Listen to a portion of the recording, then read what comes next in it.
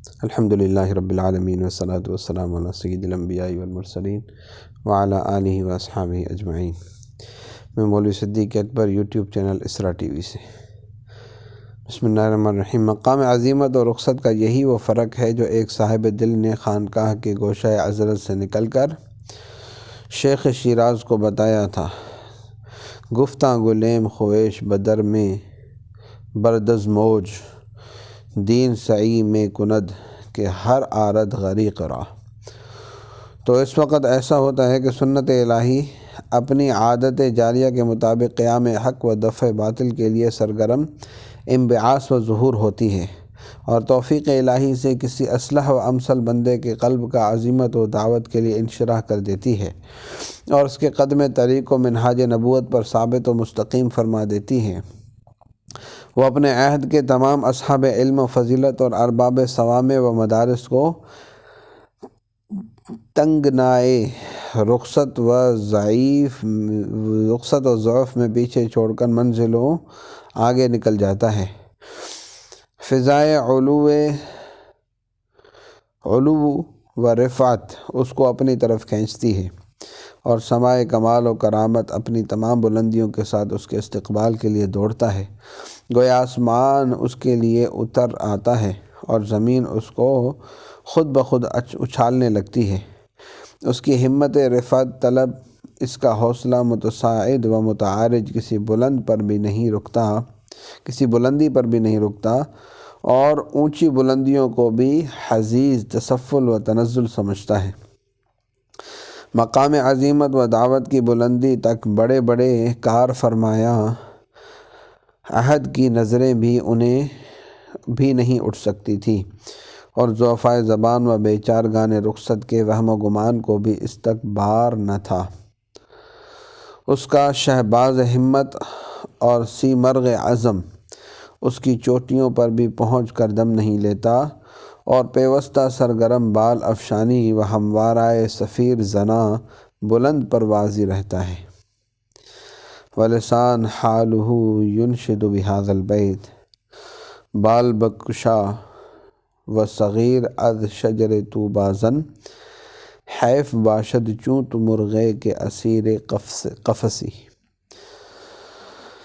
پس اگرچہ اس عہد میں ہزاروں مدعیان کار موجود ہوں، مگر اس فضیلت مخصوص میں اس کا کوئی شریک و سہیم نہیں ہوتا۔ صرف اسی کو اس عہد کی اقلیم ہدایت کی سلطانی و فرما روائی پہنچتی ہے، اور صرف وہی اپنے زمانے کا کلید بردار خزائن برکات و فیضان سماویہ ہوتا ہے۔ تمام اصحاب طریق ناچار ہوتے ہیں کہ اپنے اپنے چراغ اسی مصباح ہدایت سے روشن کریں، اور تمام راہ رواں جادۂ مقصد مجبور ہوتے ہیں کہ اسی کے کاروان فضل و قافلہ کرامت کی بانگ درا پر اپنے اپنے قدم اٹھائیں۔ ذالک فضل اللہ یؤتیہ من یشاء واللہ ذو الفضل العظیم۔ یہ رتبہ بلند ملا جس کو مل گیا، ہر مدعی کے واسطے دار و رسن کہاں۔ ہندوستان کے 3 مجدد حضرت مجدد الف ثانی شاہ ولی اللہ، شاہ اسماعیل رحمہم اللہ۔ معلوم ہوتا ہے کہ حضرت مولانا ابوالکلام صاحب کے ایک تبصرے سے اس باب کو ختم کیا جائے، جو تفاوت درجات کی توضیح کرتے ہوئے تحریر سابق کا خلاصہ اور آئندہ کے لیے تمہید کی حیثیت رکھے گا۔ حقیقت یہ ہے کہ دعوت کا مقام دوسرا ہے اور عظیمت دعوت کا دوسرا۔ ضرور نہیں کہ ہر راہ رو کی یہاں تک رسائی ہو۔ عہد ظہور دعوت میں ہزاروں اصحاب علم و کمال موجود ہوتے ہیں، مگر دروازہ کھولنے والا صرف مجدد العصر ہی ہوتا ہے، اور اس کے ظہور کے لیے ضروری نہیں کہ عامہ اصحاب علم و حق بالکل معدوم ہو گئے ہوں۔ خود ہندوستان کی تاریخ میں اس کی مثال دیکھ لو۔ حضرت مجدد الف ثانی رحمہ اللہ، شہنشاہ اکبر کے عہد کے اختتام اور عہد جہانگیری کے اوائل میں کیا ہندوستان علماء و مشائخ حق سے بالکل خالی ہو گیا تھا؟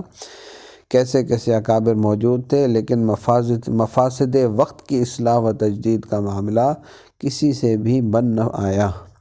صرف حضرت مجدد الفسانی شیخ احمد سرہندی رحمہ اللہ کا وجود گرامی ہی تنہا اس کاروبار کا کفیل ہوا۔ معلوم ہوا ہے کہ اس عہد میں بڑے بڑے علماء و اصحاب خانقاہ موجود تھے۔ بدایونی طبقات، روضۃ العلماء اور اخبار الاخیار وغیرہ دیکھو تو معلوم ہوتا ہے کہ ہندوستان میں بجز عالموں اور پیروں کے کوئی نہیں بستا۔ کوئی شہر و قریہ نہ تھا کہ خانقاہوں اور مدرسوں سے خالی ہو۔